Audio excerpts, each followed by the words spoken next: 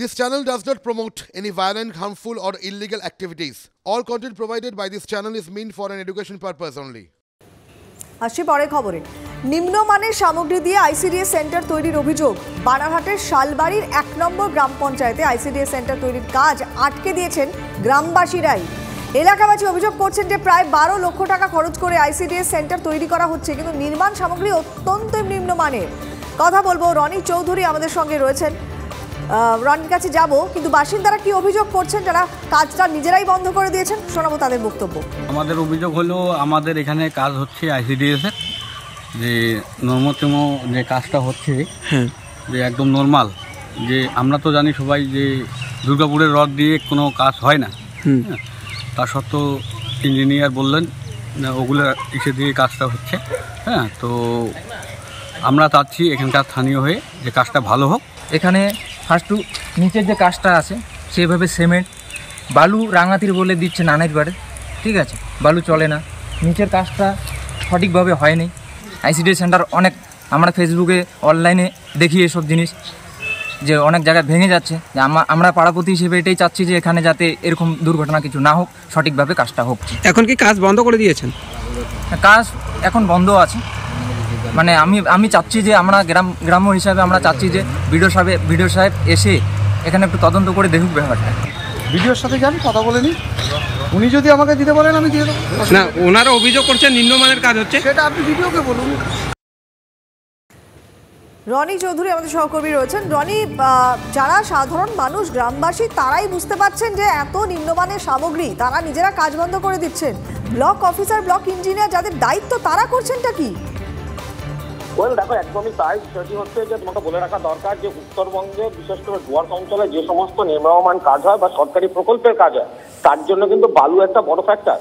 যে বালি দিয়ে সেখানে কাজ করা হচ্ছে সেটা লোকাল নদী, মানে স্থানীয় যে সমস্ত ছোট ছোট জোড়া থাকে, যেই জোড়ার বালির মধ্যে কিন্তু পলির পরিমাণ বেশি। স্বাভাবিকভাবে সেই সমস্ত জিনিস দিয়ে যে সেই বালি দিয়ে যদি ঘর তৈরি করা হয়, খুব কম সময়ের মধ্যে কিন্তু সেই ওয়াল ধসে পড়ার একটা সম্ভাবনা থাকে। সেই কারণে কিন্তু আশঙ্কা প্রকাশ করেছেন স্থানীয় বাসিন্দারা, এবং সেই সাথে তারা অভিযোগ যেটা তুলেছেন যে সেখানে হচ্ছে দুর্গাপুরের রড ব্যবহার করা হচ্ছে, যেটা শিডিউলে নেই এবং যেটা ব্যবহার করার কথা নয়। এই অভিযোগ তুলেই কিন্তু তারা সেই আইসিডিএস সেন্টারে কাজ বন্ধ করে দিয়েছেন।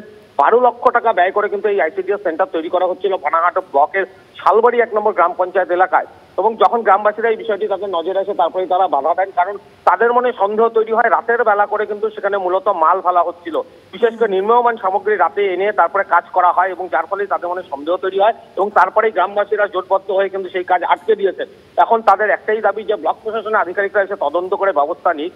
যদিও আমরা কিন্তু সেখানে বানারহাট ব্লকের ইঞ্জিনিয়ারের সাথে কথা বলেছিলাম, বিডিও অফিসার, তিনি কিন্তু কোনো কিছু পরিষ্কার বলতে চাননি, তিনি এড়িয়ে গিয়েছেন। যাদের দেখার দায়িত্ব তারাই যখন এড়িয়ে যাচ্ছে, স্বাভাবিকভাবে সেখানে কিন্তু প্রশ্ন উঠতে শুরু করেছে, তাহলে কি তাদেরও একটা যোগসাজশ রয়েছে ঠিকাদারি সংস্থার সাথে? এই প্রশ্ন তুমি নজর রাখো রনি, তাহলেই তো বেরোবে আসলে গলতটা কোথায় রয়েছে, সত্যি কি কোনো যোগসাজশ রয়েছে কিনা। পরবর্তীতে আবারও যোগাযোগ করছি। আসি পরে খবরে। আরামবাগে বাড়ি দেওয়ার নামে কাটমানি, 50,000 টাকা কাটমানি নেওয়ার অভিযোগ উঠেছে। কে না কাঠগড়াতে প্রাক্তন তৃণমূল নেতা। কি পরিস্থিতি 1 মিনিটে দেখাবো। বাড়ি তৈরিতে দিতে হবে টাকা, সে টাকা দিয়েও বাড়ি মিলল কই?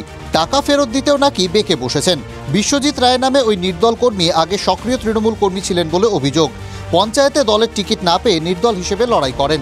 অভিযোগ 2018-তে শাসক শিবিরে থাকার সময় আরামবাগের গোপালদহের দুজনের কাছ থেকে বিধায়ক কোটায় বাড়ি পাইয়ে দেওয়ার নাম করে 50,000 টাকা কাটমানি নেন বিশ্বজিৎ।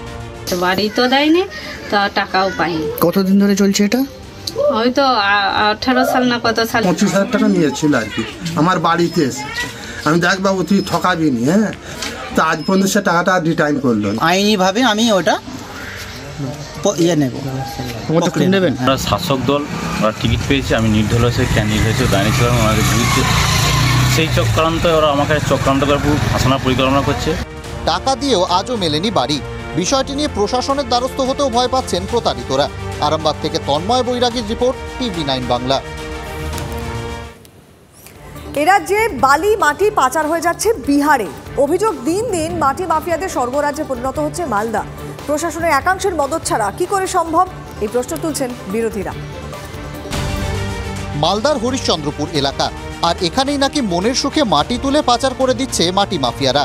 সামনেই সরকারি স্কুল, মাটি তোলায় 10 থেকে 20 ফুট গর্ত হয়ে যাচ্ছে। বর্ষার সময় এলে বেহাল অবস্থা। এলাকার কৃষকরা বলছেন মাটি কাটার জেরে ধান চাষে ব্যাপক ক্ষতি হচ্ছে। মাটি পাচার হয়ে যাচ্ছে প্রতিবেশী রাজ্য বিহারে। আশ্চর্য, তারপরও সবাই চুপচাপ। ওই জমি যেটা কাটে নিচ্ছে ওটার সমস্যা হচ্ছে আমন ধানটা আমাদের বন্ধ হয়ে গেল, হচ্ছে না, বৃষ্টিতে ডুবে যাচ্ছে, অনেক ফসল মার খাচ্ছে। কোনো সবজি করি, সবজি মার খাচ্ছে, ওখানে সবজি হচ্ছে না। এদিকে মাটি পাচার নিয়ে হরিশ্চন্দ্রপুর 1 বনাম 2 ব্লকের নেতাদের মধ্যে কাজিয়া তুঙ্গে। এরা তো আগে থেকে মাটি চুরি, কয়লা চুরি করে আসছে, তো এরা তো করবেই, এরা তাই করছে। এখন টাকার বিনিময়ে হচ্ছে, আমরা শুনেছি। 1 নম্বর পঞ্চায়েত সমিতির আন্ডারে যে সমস্ত মাটি মাফিয়া, আমাদের বনভূমি দপ্তরের যে কর্মাধ্যক্ষ, ওনার স্বামীর সঙ্গে একটা অবৈধ যোগসাজশ। প্রশ্ন উঠছে, এত নিয়ম এত তরজার পরও কেন বন্ধ হচ্ছে না মাটি কাটা? মালদা থেকে শুভতোষ ভট্টাচার্যের রিপোর্ট, TV9 বাংলা। জমি মাফিয়াদের কবল থেকে সরকারি জায়গা উদ্ধার করলো জোটের পঞ্চায়েত প্রধান। রীতিমতো শোরগোল পড়েছে মুর্শিদাবাদের পাঁচথুপিতে। দেখুন 1 মিনিটে। বড়োয়া ব্লকের পাঁচথুপি গ্রাম পঞ্চায়েতের অধীনে থাকা একটি সরকারি খাসের জায়গা এলাকার জমি মাফিয়াদের কবলে চলে যাচ্ছিল। গোপন সূত্রে খবর পেয়ে হানা দিলেন পঞ্চায়েত প্রধান। জমি দখলমুক্ত করে ময়দানে নামবে। এই জায়গা যেহেতু মাফিয়ারা দখল করার চেষ্টা করেছিল, আমরা আজকে গ্রাম পঞ্চায়েতের পক্ষ থেকে এই জায়গা আমরা জরিপ করে দখল নিলাম। এবারের পঞ্চায়েত ভোটে শাসক দলকে হারিয়ে CPIM, RSP ও কংগ্রেস বিজেপি যৌথ সমর্থনে পঞ্চায়েতের উপপ্রধান সহ পঞ্চায়েতের বোর্ড গঠন করে। এবার সেই বোর্ডের উদ্যোগেই সরকারি জায়গাকে দখল নিয়ে সরকারি কাজে লাগানোর প্রচেষ্টা। এই জায়গাটা পশ্চিমবঙ্গ সরকার খাস জায়গা, স্বচ্ছ ভারত যে অভিযান, সেই অভিযানে এখানে সেট তৈরি করার জন্য পাঁচথুপি গ্রাম পঞ্চায়েত এই জায়গাটা অধিগ্রহণ করছে এবং এর ওয়ার্ক অর্ডার হয়ে গেছে। পাঁচথুপি গ্রাম পঞ্চায়েত আমরা মানুষের পঞ্চায়েত গড়েছি, মানুষের সঙ্গে থাকার। প্রধানের এমন কাজকে বাহবা দিচ্ছেন এলাকার মানুষ। Bureau report, TV9 Bangla. রাজ্যে কয়লা পাচার মামলাতে CBI সক্রিয় হয়েছে। একাধিক জায়গাতে তল্লাশি চালাচ্ছে, ধরপাকড়ও হচ্ছে। বেআইনি বালি পাচার রুখতেও মাঝে মধ্যেই ধরপাকড়। তবুও কিন্তু বেপরোয়া মাফিয়ারা। বাঁকুড়ার বিষ্ণুপুরের অবস্থাটা দেখুন একবার, বুঝতে পারবেন।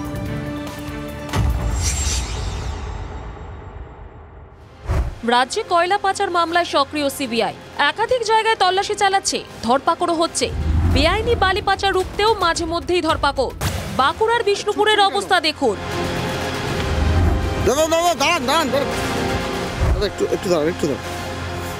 আপনি একটু দাঁড়ান, ছুটবেন না দাদা, ছুটবেন না দাদা, চালান নেই কেন? হ্যাঁ দরকার একটু। হ্যাঁ ফটিক দা আমরা বললো বলে কে ফটিক? হ্যাঁ ফটিক ও এইভাবে অবৈধভাবে মাটি বিক্রি করছে। তোমার কাছে চালান আছে কি? কোনো তোমার কাছে আছে? তুমি গাড়ি চালাচ্ছ? কোনো DCR নেই? এইভাবেই চলছে, তাই তো? সরকারি ল্যান্ড থেকে এইভাবে চুরি হয়ে যাচ্ছে। কতদিন চলছে এটা? দীর্ঘদিন চলছে। এখন বাঁ দিকটাই হচ্ছে এই রাস্তার বাঁ দিকে, আগে ডান দিকটাতে হতো। জেলা প্রশাসন কি কিছুই জানে না? দাদা একটু দাঁড়ান। বাঁকুড়া থেকে হীরক মুখোপাধ্যায়ের রিপোর্ট, TV9 বাংলা।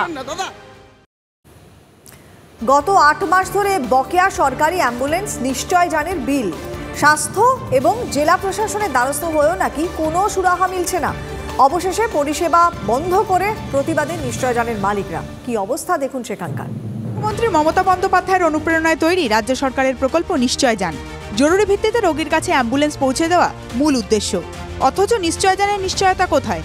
8 মাস ধরে বকেয়া নিশ্চয়জানের বিল। বকেয়া না পেয়ে রায়দিঘি গ্রামীণ হাসপাতালের সরকারি অ্যাম্বুলেন্স নিশ্চয়জান পরিষেবা বন্ধ করে দিলেন মালিকরা। 11টি নিশ্চয়জান বন্ধ হয়ে যাওয়ায় সমস্যায় পড়েছেন প্রসূতিরা। বকেয়া চেয়ে ব্লক মেডিকেল হেলথ অফিসার জেলাশাসকের কাছে দ্বারস্থ হয়েও সুরাহা মেলেনি বলে দাবি।